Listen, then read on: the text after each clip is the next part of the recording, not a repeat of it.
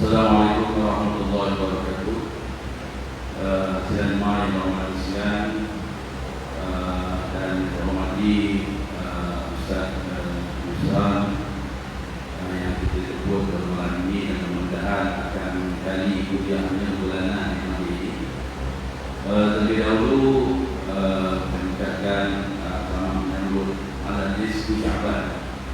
Mudah-mudahan malam yang berkaitan ini kita mulakan dengan isikan dengan majlis ilmu bersama dengan Ustaz Surah. Beliau daripada Pondok Pakcik Bunga, InsyaAllah malam ini sebagai mukadimah daripada beliau, dan kita ada cadang, tapi apa pun kita sah pada Ustaz. Kita bercadang untuk makan kita makan Mubarahim, iaitu akidah sunnah wal jamaah, dan apapun kita sahkan pada Ustaz. Sama ada nak pakai kita yang mana pun kita sah pulang ke Ustaz. Jadi pada malam ini insyaAllah kita akan menerima pengajian secara bulanan dan bermula daripada malam ini. Jadi mudah-mudahan kita dapat manfaat dengan informasi ini sudah yang Ustaz.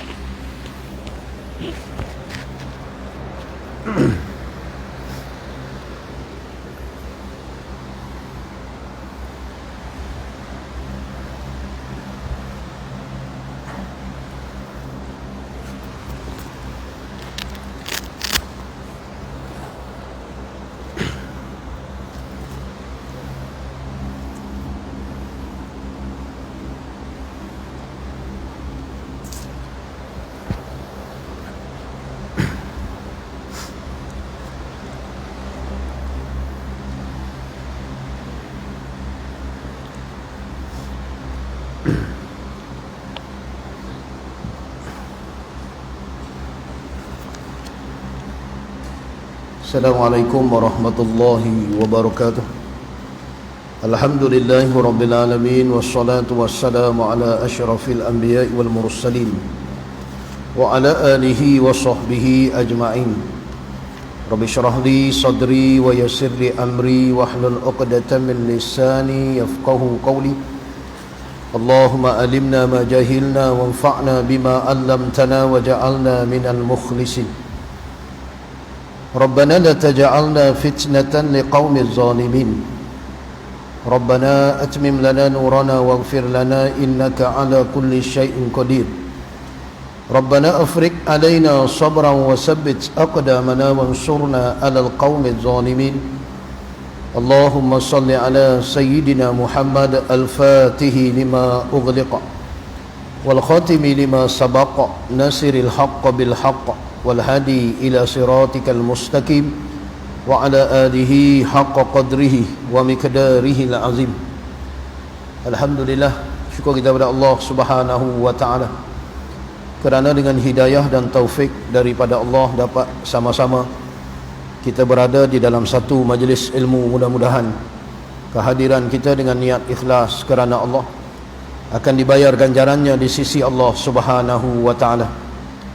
Terlebih dahulu saya ucapkan terima kasih kepada Ustaz Fauzi kerana memperkenalkan saya, dan terima kasih juga kepada pengurusi Masjid Abu Hurairah Bido, dan juga ucapan terima kasih kepada seluruh ahli jawatan kuasa masjid, dan juga terima kasih juga kepada muslimin dan muslimat yang hadir pada malam ni. Jadi saya tak bawa kitab lagi pasal kita pun nak cuti puasa ni. Jadi nanti kita tengok lain lah. Cuma malam ni dah halang-halang nak masuk Ramadan ni. Jadi kita cerita sikitlah berkenaan dengan kelebihan Ramadan untuk umat Nabi SAW. Di dalam sebuah kitab yang diberi nama Masyarik, dalam sebuah kitab, nama kitab tu Masyarik, nama kitab, ada sebuah hadis, dia kata wa an ibni Abbasin radhiyallahu anhuma anin Nabi sallallahu alaihi wasallam qala, daripada Ibnu Abbas, yakni Abdullah bin Abbas radhiyallahu anhuma, daripada Nabi sallallahu alaihi wasallam qala, idza kana awwalu yawmin min ramadana habbat rihun min tahtal arsy yuqalu laha al-muthiratu wa tataharraku awraqu ashjaril jannati fayusma'u min dhalika sadiyun lam yasma'is sami'una ahsana min fayanzurul hurul aini ila dhalika fakulna fayakulna ya Allahumma ja'al lana fi hadha ash-shahri min ibadika azwaja fama min abdin sama ramadana illa zawwajahu Allah ta'ala zawjatan min tilkal huri fil khimati kama qala Allah ta'ala fi kalamihil qadimi hurun maksuratun fil khiyam atau kama qala Nabi sallallahu alaihi wasallam. Jadi hadis yang dibacakan tadi itu, hadis itu daripada seorang sahabat bagi Nabi, nama dia Abdullah bin Abbas. Cuma orang lebih kenali dia Ibnu Abbas gitu. Orang panggil dia Ibnu Abbas. Mana Ibnu Abbas ni nama dia Abdullah bin Abbas. Dia ni sepupu, kalau bahasa kita sepupu bagi Nabi kita Muhammad sallallahu alaihi wasallam. Dan Ibnu Abbas ni juga setengah riwayat kata dia ni Nabi doakan khusus untuk dia.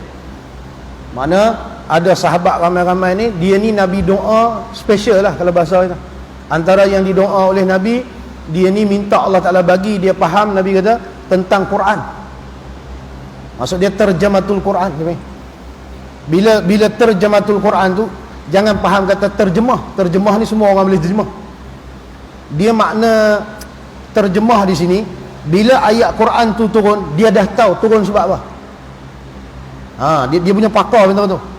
Ayat ni pula kalau turun, dia dah tahu kenapa asbabun nuzul dia, sebab dia pakar betul.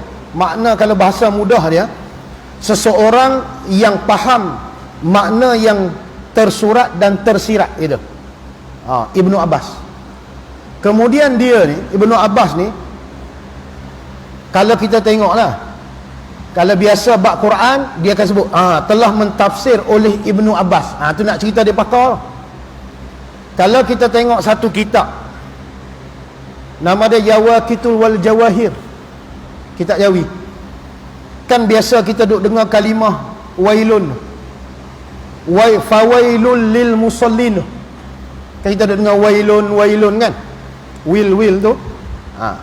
Kalau terjemahan ataupun syarah tafsir Ibnu Abbas ni, dia kata gini, wailun tu nama lembah, nama satu lembah yang duduk di antara dua gunung di dalam Jahannam. Wailun ni disediakan bagi orang yang tak semayang. Atau kalau Ibnu Abbas tafsir, wailun makna dia nama lembah dalam Jahannam. Atau yang banyak ulama sebut wailun tu neraka wil. Dia ambil terjemahan Ibnu Abbas lah. Setengah orang wailun ni binasa, kebinasaan. Tapi yang banyak dia akan sebut gini, neraka wil bagi orang semayang. Allazina hum an salatihim sahun. Orang-orang yang sembahyang mereka itu lalai. Ni setengah orang terjemah lalai ni tak khusyuk. Kalau tak khusyuk masuk neraka jam lah. Tuan-tuan semayang tadi khusyuk? Ada lalai tak masa semayang ni? Tak ingat benda lain, ingat semayang je. Bermakna ada kelalaian tu. Bila ada kelalaian masuk neraka, tak payah semayang.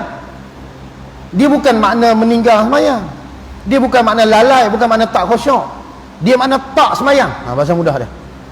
Sebab tu kalau belajar bahasa Arab, an yang pada an solatihim tu, setengah ulama kata an tu makna matruk, makna tinggal. Neraka wil bagi orang yang meninggalkan semayang. Betul. Nak tu? Ataupun neraka wil bagi orang yang tak semayang, bukan orang semayang. Kalau semayang masuk neraka lagi, bungkui. Tahu bungkui? Orang Kedah kata bungkui, pi. Tu bahasa dia. Satu lagi, bila sebut neraka wil, okey, tengok dalam semayang ni, sembahyang ada 13 rukun mengikut pendapat yang muktamad. Pendapat yang tak muktamad ada setengah 14, ada kata 17, ada kata 18. Itu bukan muktamad. Pasal dia keluarkan tumakninah tu. Macam kita kata, okey, rukun sembahyang 13. Makna kita tak sebut dah tumakninah. Kita sebut rokok, ada dalam tu tumakninah. Tapi kalau kita keluarkan tumakninah tu, bermakna dia akan jadi banyak lah. Okey, dalam rukun 13 tu ada tulis khusyuk dalam sembahyang tu rukun. Kalau dia tulis rukun tu khusyuk, bermakna kita tak khusyuk memang masuk neraka pasal tak sah sembahyang. Tapi khusyuk dalam sembahyang tu sunat, bukan wajib. Tapi kita kena usaha lah bagi khusyuk. Cuma nak cerita, jangan terjemah orang yang masuk neraka ni pasal dia tak khusyuk sembahyang. Salah tu. Pakai orang tak sembahyang terus lepas ni. Pasal tak sembahyang ni tak khusyuk. Nampak tak? Dia bukan makna tu. Saya nak sebut ni, ambil di mana yang kata wailun tu nama neraka? Tafsir Ibnu Abbas. Jadi hadis kita nak baca ni hadis Ibnu Abbas. Makam dia berada di Taif. Kalau tuan-tuan pergi Mekah, kan dia bawa pergi Taif kan? Persinggahan pertama Masjid Ibnu Abbas, nama masjid tu. Dia dikebumikan situ. Belakang masjid tu lah dia ada benteng tu. Kemudian kata setengah ulama, Syekh Daud Al-Fatani di situ. Syekh Daud Al-Fatani, pengarang kitab Musalli, yang biasa orang Melayu duk baca Musalli mesti, dia makam dia sebelah dengan makam Ibnu Abbas. Hebat ulama Fatani dapat kemuliaan Allah Ta'ala letak bersama dengan Ibnu Abbas. Hadis ni diriwayat oleh Ibnu Abbas. Ibnu Abbas kata, aku pernah dengar Nabi SAW bersabda. Bila dia dengar, makna dia hadis ni dipanggil hadis perkataan Nabi. Sebab dia ada hadis yang bukan dia dengar, dia tengok Nabi. Itu dipanggil hadis melibatkan perbuatan. Kalau kata saya telah dengar, dengar tu makna dia perkataan. Jadi Ibnu Abbas kata, saya dengar Nabi bersabda. Makna dia hadis ni duduk dalam kategori perkataan Nabi SAW. Okey, Nabi kata apa? Iza kana awwalu yaumin min Ramadhan. Nabi kata apabila adalah awal hari bulan Ramadan, masuk saja awal hari bulan Ramadan, habbat rihun, Nabi kata, akan bertiup oleh satu angin. Kita panggil satu lah, nak panggil apa angin ni? Bertiup rih, angin lah. Bertiup satu angin. Dia kata tahtal arsy. Tiupan ni bermula daripada bawah arasy. Bila masuk saja Ramadan, Allah Ta'ala akan lepaskan satu angin. Satu angin. Angin ni mula bertiup daripada bawah arasy. Arasy lebih besar daripada langit dan bumi. Bertiup angin tu. Dia kata yuqalu laha al-musirah. Angin tu pula ada nama. Nama angin tu musirah. Nama angin tu angin musirah. Angin pun ada nama. Biasalah. Ribut pun ada nama. Tony tak Tony, kan? Apa ribut yang duk sebut nama macam-macam nama. Antara yang saya ingat lah ribut Tony. Nama ribut tu angin ada nama. Nama dia musirah. Angin yang bertiup mulai daripada bawah arasy ketika masuk bulan Ramadan. Bila angin ni bertiup, kata Nabi, wa tataharraku, dan bergerak-gerak, awraqu asjari jannati, bergerak oleh daun-daun pokok di dalam syurga. Dalam syurga ni ada pokok, dan pokok dalam syurga ni kalau kita tengok dalam beberapa hadis, dia kata besar pokok tu, seorang penunggang kuda naik kuda yang paling laju, pusing pokok tu separuh pun tak sampai 100 tahun. Punya besar pokok tu dalam syurga. Dia ada pokok besar, pokok 100 tahun perjalanan.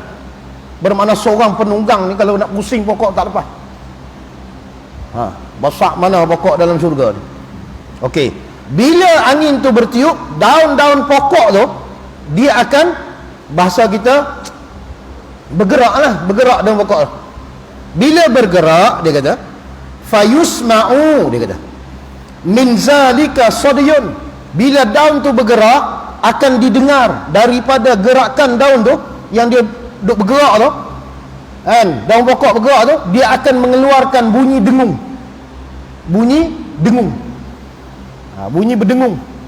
Macam kita orang duk main wow tu, wow bulan tu, kan dia bunyi dengung tu. Dia bunyi dengung lah. Tapi bukanlah bunyi lagu tu. Tapi nak cerita bunyi dengung tu. Bunyi berdengung. Berdengung ni banyak makna juga. Hak berdengung-berdengung tu pun banyak ah. Lagi faham makna berdengung lain pula jam. Dengung tu makna bunyi suara, berdengung.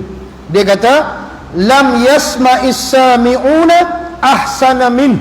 Nabi kata tidak pernah mendengar oleh segala orang yang mendengar. Bukan seorang, semua orang tak pernah dengar. Dia kata ahsana minhu, paling baik, paling sedap bunyi dengung tu. Mana bila dengar bunyi tu, kita kata sedap betul bunyi. Bukan kita seorang, orang semua banyak kata lagu tu. Pasal bunyi dia sedap, dengung tu sedap bunyi. Lagu mana kita tak tahulah, no? Sebab tu dalam syurga ni dia dua benda je. Sedap, seronok. Sedap, seronok. Sedap, seronok. Sedap, seronok. Macam tu ya. Dia tak ada letih, dia tak ada penat, dia tak ada serabut, dia tak ada kecewa, semua tak ada. Dalam syurga ni dua nikmat je. Seronok, sedap. Seronok, sedap. Seronok, sedap. Jadi bunyi apa pun dalam syurga mesti sedap. Makan apa pun dalam syurga mesti sedap. Nampak? Jaga. Jadi Nabi kata bunyi angin tadi tu menyebabkan daun pokok bergoyang. Kemudian siapa-siapa yang dengar bunyi tu, dia akan kata apa? Sedap betul bunyi ni. Sebab dia tak pernah dengar. Kemudian kata Nabi lagi, fayanzurul hurul aini ila zalika. Bila dah bunyi berdengung tu, maka dia kata, maka meniliklah ataupun melihatlah oleh anak bidadari. Dia kata, maka meniliklah oleh anak bidadari kepada demikian itu bunyi tu. Bila bunyi berdengung, anak bidadari pun tengok bunyi tu lah. Bunyi ni daripada mana? Macam tu. Siapa yang tengok ni? Anak bidadari. Dalam syurga lah ni. Kan? Anak bidadari ni comel ke tak? Buka satu kitab, nama dia Alamat Kiamah. Pengarang dia nama dia Syekh Osman Jalaluddin Al-Kelantani. Dia ni pengasas pondok penanti Darul Ulum dekat Pekan Penanti tu, Kek Mentajam tu lah. Dia buat satu kitab nama dia Alamat Kiamah. Dia kata dalam kitab dia tentang keelokan anak bidadari ni. Tadi dia sebut kan, bila angin tu bertiup, bunyi dengung tu menyebabkan anak bidadari ni melihat. Tagan mana anak bidadari ni lawa? Tengok. Ni kata dalam kitab dia, muka surat 66. Dia kata apa? Sifat-sifat keelokan anak bidadari. Okey. Wahai ikhwanul muslimin, dia dah. Sayugia hendaklah kita amati pada mengetahui akan sifat-sifat keelokan anak bidadari itu, supaya kita dapat tahu yang anak bidadari itu tersangatlah eloknya daripada perempuan-perempuan dunia ini, kerana ia bersifat dengan beberapa sifat keelokan seperti yang lagi akan disebut akan dia. Okey, masuk saja bulan Ramadan, anak bidadari ni akan tengok comel tahap mana. Tengok dia kata, anak bidadari ni comel dia, lawa dia pakai pakaian 70 lapis. Ni lindung badan dia ni 70 lapis. Akan nampak betis dia putih tu, nampak lagi. Tuan boleh bayang 70 lapis pakai pakaian, nampak lagi putih betis tu, baru betis. Tuan boleh bayang kita pakai jubah 70 lapis, tak nampak apa tu, kelam tu. Ni nampak betis putih lagi. Kata ni dalam kitab ni lagi ni, kalau dia ludah ke dunia, ludah air liur ni, air liur bidadari ni nak cerita hebat dia ni. Dia ludah ke dunia ni, bau kasturi satu dunia ni. Tak tahu mana comel dah. Bidadari. Ni kata, kau tak tahu kalau boleh ni pakai tak mengaji dah. Masjid pun tak mau. Pasal apa tak mai ni? Bidadari ada di rumah. Takkan nak mai. Tak tahu nak cerita lah comel semua. Tak saya cerita, tuan-tuan takut telan liur lah. Memang lawa semua. dan memang milik kita ni. Sebab tu saya nak cerita Ramadan ni, Allah Ta'ala dah letak siap dah bidadari yang akan jadi isteri kepada orang yang berpuasa bulan Ramadan. Itu antara kelebihan Allah Ta'ala nak bagi tu. Bermakna mereka ni akan disediakan untuk orang yang puasa Ramadan. Mana mas kahwin dia puasa bulan Ramadan. Tapi janganlah aku puasa kerana bidadari, baik. Aku puasa kerana Allah lah. Yang tu bonus saja. Tu anak bidadari. Kemudian nak cerita bagi, anak bidadari ni dia tak ada hingus tau. Hingus ke hingus? Bukan nak tunjuk hingus pula. Tapi faham tak hingus? Hingus tak ada, telinga tak ada, semua tak ada. Benda kotor semua tak ada. Tuan-tuan nak cari mana? Kentut tak berlaku. Kentut memang dia tak kentut. Bini kita kentut, marah bini kita pula. Mana perempuan dunia ni kentut, biasalah pasal perempuan dunia. Bidadari ni dia tak kentut, dia semua benda cemar ni tak ada. Seorang kita lah, kita akan dapat 70 anak bidadari. 70. Tak tahu lah. Kita kata 20 tak larat tau. Hang tu dia lah. Tak larat tu dunia. Di sana dia tak ada dah tak larat tu. 70 ni tak termasuk isteri. Pasal bidadari ni dia bukan isteri. Kalau bahasa hari ni orang panggil gundik lah, gundik. Gundik. Dia bukan isteri. Isteri kita tu hadap belakang tirai. Tu isteri kita. Maksud dia kita berkahwin dengan seorang perempuan di dunia, itulah isteri kita di syurga. Faham tak? Itulah isteri kita di syurga. Itu pun kalau kita meninggal dulu, dia tak kahwin lain. Kalau dia kahwin lain, bungkul. Pasal Allah Ta'ala bagi pilih. Kalau dia kahwin lain, contohlah dia menikah dengan kita meninggal dulu, jadi dia tak meninggal lagi lah. Lepas tu dia pergi kahwin orang lain. Bermakna perempuan macam ni belum tentu jadi isteri kita. Sebab Allah Ta'ala akan beri pilih. Hang nak laki dulu ke laki baru? Tok laki dulu ke tok laki baru? Jadi dia akan pilih. Kalau dia pilih kita, bini kita. Kalau dia tak pilih kita, tak ada. Dia bersama dengan suami baru dia. Habis kita nganga, tak nganga. Kita dapat perempuan yang tak kahwin. Jangan risau lah bab nikah ni. Yang risau ni nak puasa ni boleh jadi tu. Nikah jangan risau. Pasal Allah Ta'ala nak bagi benda ni bila Ramadan nanti. Tu bidadari. Tu baru cerita bidadari. Dia ada dalam kitab sebut gini. Buka dalam kitab Bahrul Mazi. Bahrul Mazi jilid 18. Karangan Syekh Idris Al-Marbawi. Duduk di Lubuk Merbau, Padang Rengas. Dia karang kitab nama dia Bahrul Mazi. Dia kata dalam kitab tu ada hadis yang dia sebut, bila kita tengok bidadari ni, kita akan tercengang 40 tahun. 40 tahun tak buat kerja apa, nganga. 40 tahun. 40 tahun kita tengok lawa tahap mana aku tak tahu. 40 tahun tak tengok orang lain, tengok bidadari tu je.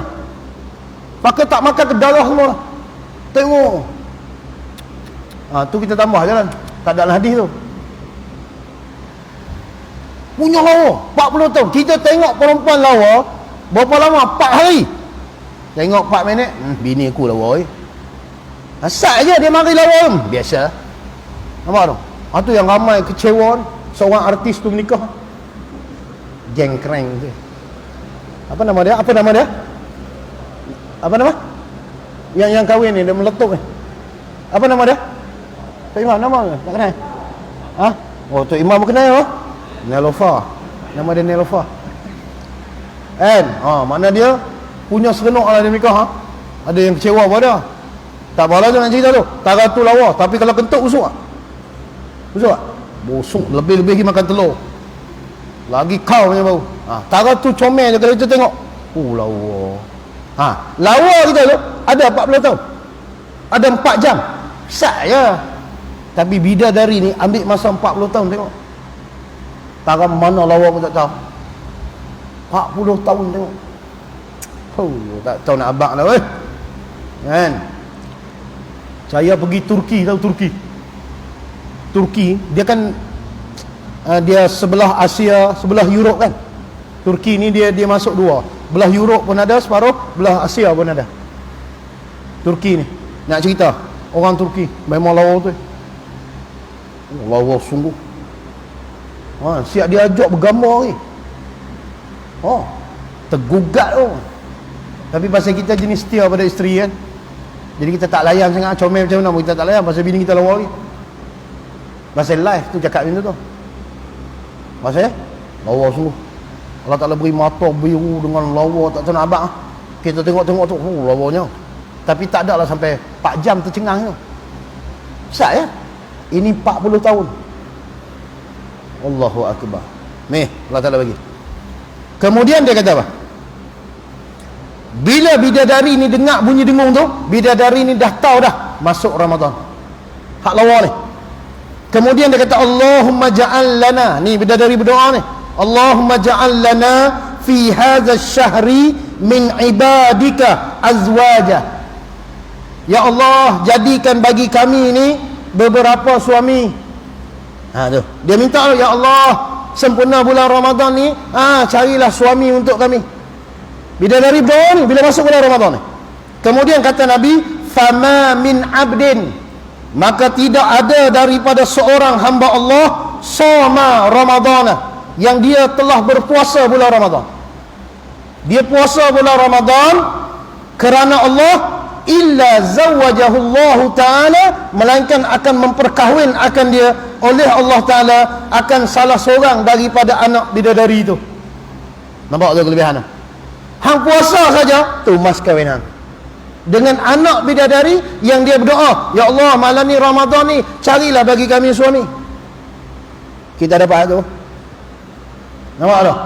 Anak bidadari hak comel dia tu. Sebab tu bila puasa mesti ingat kerana Allah, jangan kerana lain. Sebab tu bila dah sebut puasa, kena tahulah syarat sah puasa, syarat wajib puasa. Tidak jam puasa saja je. Tambah hari ni pula puasa, sembahyang tak. Nampak? Pakai tak ada harapan lah. Dia orang yang puasa, dapatlah anak bidadari kan, tapi syarat dia puasa dia lulus ya. Puasa dia kena lulus. Kalau bahasa Arab panggil sah, bahasa kita lulus. Jadi puasa ni ramai orang puasa, tapi nak kena pastikan lulus tu. Bila nak kena pastikan lulus, dia kena tengok syarat, dia kena tengok rukun. Nampak tak? Kalau tak jadi yang tu, tak boleh pergi lah. Boleh cerita je lah bidadari tu tak dapat kat hang, dapat kat saya. Sebab tu kena reti nak lulus puasa tu. Jangan buat tak reti pula. Tu kena mengaji bab puasa. Mengaji bab puasa supaya puasa kita lulus. Tengok tu dia kata tu. Kemudian kata Allah ni, tengok, kama qala Allah Ta'ala fi kalamihil qadimi, seperti mana telah berfirman oleh Allah Ta'ala di dalam kalamnya yang sedia kala. Apa dia kata? Hurun maksuratun fil khiyam. Anak bidadari ni telah diletakkan di dalam khemah, tersimpan di sebuah kemah. Bukan kemah macam pasar malam tu, kemah dalam syurga tu, daripada permata tu. Duduk dalam khemah ni, siapa pun tak pernah tengok. Nak bidadari ni, siapa pun tak pernah tengok dia. Hebat anak bidadari, tak pernah disentuh oleh jin dan manusia. Anak bidadari ni.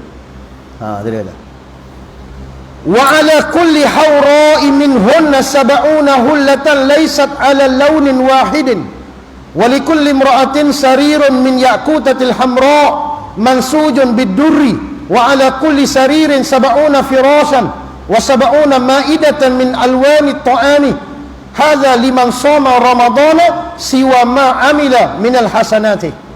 Itu sambungan hadis tu. Jadi setiap anak bidadari ni diberi 70 pakaian perhiasan. Setiap satu pakaian perhiasan tu tak sama dengan yang mula-mula. Mana warna tak sama, semua tak sama. 70.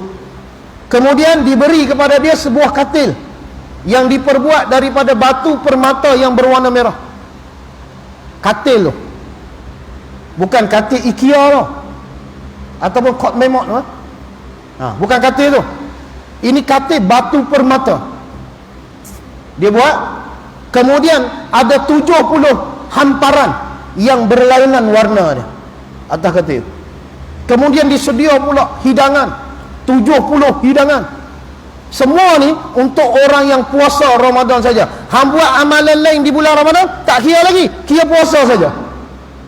Tuan bayangkan, puasa tuan-tuan tu dapat dah benda tu. Dalam puasa tu duk sedekah, dalam puasa tu duk buat zikir, duk buat, tak kira lagi tu. Dalam puasa ni duk baca Quran, tak kira lagi. Dalam puasa tu duk semayang, duk mengaji, tak kira lagi. Dia kira puasa saja. Sebab tu bila duk di sana, tuan-tuan duk atas katil kan, macam kita lah bersandar atas katil, kerja kita tu nganga mulut je. Nak ambil makanan pun orang suap. Macam kita duk beri makan ikan tilapia tu, ikan tilapia kan kita ada kolam tilapia kan, kita ambil dedak, kita tambuk, ikan dia sap, kita kerja dah ngap you know. Bukan nak kena buat apa dah. Nak mengaji pun tak kena dah. Saya rasa nak pergi masjid, tak usah buat rajin sangat. Masjid pun tak ada Allah dalam tu. Kerja hang terima benda hang buat di dunia tu. Hang teruk pergi masjid, jalan jauh, letih kan, hang terima. Sekarang ni hang terima balasan saja, hang tak kena buat apa. Kerja hang nganga, tidur pun tak ada. Letih rasa nak tidur, tak boleh tidur. Dalam syurga tidur, fail lah tidur. Sebab dalam syurga kalau tidur putus nikmat. Bila putus nikmat, syurga ni nikmat dia berkekalan, mana boleh putus. Sebab tu dalam syurga dia tak tidur. Lepas tu kita mula sakit kepala kalau tak tidur. Itu dunia sakit kepala. Dah sana tak payah sebut sakit tu, tak ada. Sebab dia macam ni. Sekarang ni kita semua ni, termasuk saya lah, kita ni dipanggil ajsam zulmaniyah, kalau istilah sebut. Tubuh badan yang dijadikan daripada 4 unsur tu: tanah, air, api, angin. Bila unsur kejadian kita yang tu, sebab tu dia ada letih, dia ada penat, dia ada tidur. Bila kita masuk syurga, Allah Ta'ala ubah kejadian kita tu. Daripada unsur zulmaniyah tu, dia bertukar kepada ajsam nuraniyah. Dia panggil nuraniyah ni malaikat lah. Bila malaikat ni tidur? Tak tidur. Nampak tak? Dia berubah daripada tubuh badan ajsam zulmaniyah kepada ajsam nuraniyah. Sebab tu bila jadi nuraniyah ni baru boleh melihat Allah. Macam sekarang ni kita duduk tubuh macam ni, dia tak boleh melihat Allah, pasal dia ada hijab dinding dia. Sebab tu bila kita masuk syurga, dia tak tua dah. Kita duduk tubuh macam ni, dia tua. Bila masuk syurga, umur kita duduk tak ratu lah. Itu yang sebut dalam hadis, ada riwayat kata umur 30 lelaki, ada yang kata 33 tahun. Umur kita tetap lah 33 tu. Dia tak jadi dah 34 setengah, tak ada. Duduk 33 tu. Kalau 30 duduk 30 tu. Isteri kita pula tu, hak di dunia dulu yang kita kahwin tu, masuk syurga, dia pun ajsam nuraniyah. Cuma umur dia dengan kita ni beza banyak lah. Dia umur 17, kita umur 33, isteri kita umur 17. Agak-agak lagu mana? Agak-agak boleh agak tak umur 17 atau mana? Balik lagi buka album lama tu, tengok balik tu, taran ni bini aku, tengok balik, macam tak kena. Umur 17 awak muka dah teruk ni. Contoh, nampak tak? Bermakna tu isteri kita umur 17. Dan bidadari yang kita tengok tercengang 40 tahun tu, lawa lagi bini kita tu, pasal dia ketua bidadari. Nampak tak? Beza dia tu. Sebab tu jangan nak marah sangat, pasal dia ketua bidadari. Tak kira tak beri can hang menangis tu. Maksud dia bodek sikit, pandai-pandai lah. Ni tengok, puasa saja Allah Ta'ala balas macam tu. Kehebatan orang berpuasa bulan Ramadan. Sebab tu jangan tinggal. Cuma macam saya sebut tadi lah, hang puasa cantik dah, pastikan puasa tu lulus. Itu antara kelebihan Allah Ta'ala nak bagi kepada umat Nabi SAW. Kemudian kita tengok satu lagi, hadis berkenaan dengan Kenapa Allah Ta'ala nak bagi umat Nabi Muhammad sampai 100 sekali? Sebab puasa saja. Okey, kita buka satu hadis kudusi. Yang ni maklum. Tuan-tuan boleh dengar hadis ni. Dia kata apa? Dia kata an Rasulillah, ni dalam kitab Zubdatul Majalisi, nama kitab ni.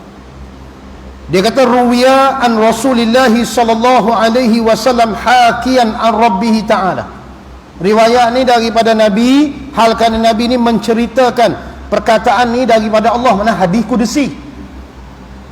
Mana tu? Hadis kudusi ni lafaz daripada Allah, makna daripada Nabi. Kalau Quran ni lafaz daripada Allah, makna pun daripada Allah. Kalau hadis kursi, Allah Ta'ala berfirman, Nabi pasang makna. Dia panggil hadis kudusi. Kalau hadis Nabi, Nabi lafaz tu Nabi sebut, makna pun Nabi bagi. Itu panggil hadis Nabi. Nabi kata apa? Kullu hasanatin, hadis kursi ni, kullu hasanatin ya'maluha ibnu Adam. Tiap-tiap kebajikan yang mengamal akan dia oleh anak Adam, yudha'afu, digandakan pahala dia. Lahu, bagi anak Adam, ajruha min asyaratin, daripada 10 kali ganda, ila sab'ami'atin, hingga 700 kali ganda. Setiap amalan yang dibuat oleh anak Adam, Allah Ta'ala bayar 10 tu boleh naik lagi sampai 700. Makna dia, kita sedekah RM1, kita boleh dapat RM10 balasannya. Dan kadang-kadang kita bagi RM1 tu, kita boleh dapat RM700 amalan tu. Tengok kebajikan apa kita buat tu, setiap kebajikan tu. Illa saum, melainkan puasa. Puasa ni dia tak ada 10 sampai 700. Tak. Puasa ni kata Allah, fa innahu li, puasa tu bagi aku. Bila bagi aku, wa ana ajzi bih, aku yang akan balas puasa tu. Tapi tak ada lah angka 10 ke 700. Oh, SOP dia lain tau. Dia tak sama macam masjid lain tau. Masjid lain bunyi ting ting ting, ni bunyi wow macam tu lah. SOP je tu. Sikit nak habis. Boleh. Balik jauh ni. Sikit Okey. Jadi bila puasa ni, Allah Ta'ala sandarkan puasa kepada diri dia. Puasa tu bagi aku. Bila sama. Cuma dia intro dulu terkejut saya. Rasa tak biasa sampai bidu. Bila sampai yang jadi lain sikit. Okey. Bila Allah Ta'ala sandar puasa kepada dia, kenapa dia tak sebut semayang tu li bagi aku, dia cuma sebut puasa je? Kenapa? Tengok. Kenapa Allah Ta'ala sandarkan puasa tu pada diri dia? Tak seperti ibadah lain. Puasa saja dia sebut as-saumu li, puasa bagi aku, wa ana ajzi bih, aku yang akan balas sebab puasa tu. Kalau semayang kita dah tahu kan jalannya. Kalau haji kita dah tahu, puasa saja. Jadi dia kata ikhtalafal ulama'u. Ikhtalafal ulama'u fi qawlihi ta'ala as-sawmu li wa ana ajzi bih. Jadi ulama telah bersalah-salahan pada mentafsirkan kalimah yang Allah Ta'ala sebut as-sawmu li, puasa bagi aku dan aku yang akan balas. Jadi ulama ikhtilaf di situ, berlaku perselisihan pendapat lah. Jadi setengah ulama kata, kenapa Allah Ta'ala sandarkan puasa tu kepada dia? Salah satu dia, kata ulama, anna sawma la yaqa'u fihi riya'u, kerana bahawasanya puasa ni tak jatuh pada dia riak. Nampak? Kalau semayang boleh riak faham tak? Tapi mari puasa hendak riak apa? Semua orang puasa Ramadan. Takkan kita kata hampa jangan kacau aku aku puasa Ramadan ni. Kawan tu kata, awak ingat aku tak puasa? Nampak? Payah nak riak lah cerita dia. Satu, sebab benda ni di hati. Kalau buat puasa ni, bila kita cerita baru orang tahu kan. Kalau kita tak cerita, puasa Ramadan ni semua kena puasa. Cuma kita buat contoh puasa yang bukan Ramadan. Puasa Ashura, puasa Arafah. Betul tak? Jadi kalau kita tak cerita, orang tahu tak kita puasa? Tak tahu. Dia payah riak. Puasa ni payah berlaku riak. Sebab tu Allah Ta'ala sandar puasa tu dekat dia. Pasal payah nak jatuh riak. Melainkan kita jenis pergi cerita, engkau tak puasa ke? Puasa apa? Kan hari ni Ashura kan, pahala besar. Tengok aku Riak betul hang. Tak payah cerita lah. Anak puasa-puasa lah. Kadang-kadang dia tak cerita, dia ludah. Duduk kejap, tui. Sembang-sembang, tui. Dia kata, ludah kerak sangat puasa ke? Biasalah. Riak terus. Jangan riak. Cerita air liur ni dia tak perlu ludah. Esok kita puasa pun jangan nak ludah air liur. Telan je. Ludah buat benda. Bukan dia keluar, dia duduk dalam. Cuma yang kita risau takut kahak tu. Kahak tu kena ludah lah. Kalau air liur saja tak ada masalah. Himpun daripada subuh. Air liur pun tak ada Lepas main subuh start himpun air liur. Bermakna dekat Zuhur tak cakap dengan orang himpun air liur. Dekat nak Zuhur tu ibu telan tu tak batal puasa. Pasal dia bukan keluar, dia duduk dalam mulut. Dia keluar ni masuk leher, itu batal dalam. Cuma kita ni tak selesa lah air liur duduk penuh. Dia kata buat apa tu? Himpun air liur. Ustaz tu kata tak batal. Nanya aku, tak pernah lah orang buat. Tapi nak cerita kalau air liur duduk dalam ni hang telan tak ada masalah. Jangan dah keluar, air liur tu dah keluar, hang buat masuk balik, yang tu batal. Contoh paling mudah, selalu saya buat contoh banyak ni, kata banyak tempat ni. Orang perempuan bila Ramadan ni dia kan telekong, dia koyak sikit, dia nak jahit sendiri. Bila dia nak jahit sendiri, dia ambil benang lah. Benang tu dia nak cocok dalam lubang lah. Tahu kan ada lubang jarum kan, dia ambil benang, dia letak kat lidah dia. Faham tak? Pasal dia nak beri benang tu boleh cocok kan, dia jadi keras sikit kan. Dia letak kat lidah. Lepas tu dia buat keluar lah. Dia jolok kat lubang jarum tu, tak masuk. Dia ambil benang yang ada air liur, dia letak balik. Dia telan, batal terus. Pasal air liur tu dah keluar. Keluar tak mana? Tu dekat benang lah. Nampak tak? Yang duduk dalam ni tak ada hal lah. Dia macam nak ludah. Tu puasa je, air liur penuh pergi. Pasal apa ni? Puasa. Bukan nak kena ludah. Melainkan kita rasa kahak ni, baru ludah. Tu ni liur keluar ni, kita buat masuk balik. Tu betul. Walaupun duduk di benang tu sikit je, bukan kenyang pun, tapi kerana daripada luar masuk. Kalau yang duduk dalam ni tak ada hal lah. Tu tu kena jaga bab tu. Tu kadang-kadang kita buat benda batal puasa. Lepas tu bila dah letak balik benang kali kedua, ludahlah air liur tu. Jangan telan batal. Nampak? Jadi kenapa Allah Ta'ala sandar puasa kepada dia? Sebab payah nak berlaku riak puasa ni. Semayang jangan, boleh diriak. Tambah orang tengok pula, lagi riak. Dia kata dahsyat betul dia tu semayang kan, hebat betul dia semayang. Sujud punya lama kan. Kadang-kadang Tok Imam duk baca sujud akhir kan, dia pun sujud jugalah. Tok Imam dah naik baca tahiyat dah, sampai beri salam dia duk sujud lagi. Biru. Sebab tu dia tak boleh dah sujud lama gitu. Pasal hang berimam. Kalau hang semayang seorang, seminggu boleh sujud. Tak usah ada bakit tu, seminggu letak kepala. Dia kata pasal apa ni? Tak cukup seminggu ni. Tak ada hal lah. Bila berimam tak boleh, dia tak boleh lama. Sebab ada ulama kata batal semayang. Pasal bila baca tasyahud, dia ada beberapa rukun di situ. Duduk untuk tasyahud tu satu rukun, baca tasyahud akhir satu rukun, selawat ke Nabi dalam tasyahud akhir satu rukun, beri salam pula satu rukun lagi. Jam tu. Jangan buat gitu. Bagi orang kata aku ni sujud lama, nampak riak. Macam kita boleh riak. Ustaz tu syok apa, riak. Tambah orang pergi komen pula, sempoi. Dia naik lalu kembang macam. Nampak tu? Banyak amalan lain ni boleh riak.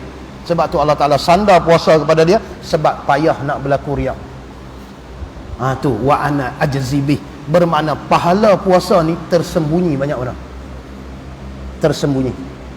Tu cerita tadi. Kalau dia beri hak bidadari, hak kita sebut tu pun, dahsyat dah tu. Dahsyat dah tu. Pahala puasa tu beri bidadari tu.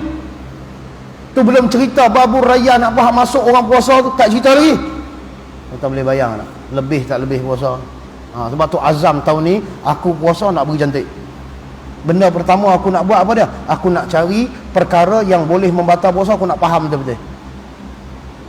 Lepas tu pula aku tak mau puasa aku ni level biasa. menahan makan dan minum dan jima. Itu level awamnya.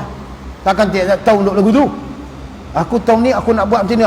Puasa orang yang level tinggi sikit. Macam mana? Tak makan, tak minum, tak jima, tak tengok benda maksiat, tak dengar benda maksiat, tak pergi tempat-tempat yang mengarut.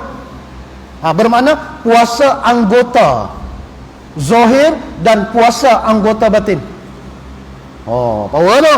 Macam kita sekarang ni, puasa apa? Tak makan, tak minum, tak bersama dengan isteri kita siang hari, tapi telinga dengar maksiat, mulut mengumpat, mata tengok benda haram. Bermakna puasa kita tu level biasa. Nak dapat bidadari ke mana? Dia kena naik level sikit.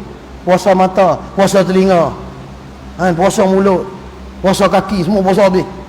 Kaki tak melangkah melainkan tempat yang diredai.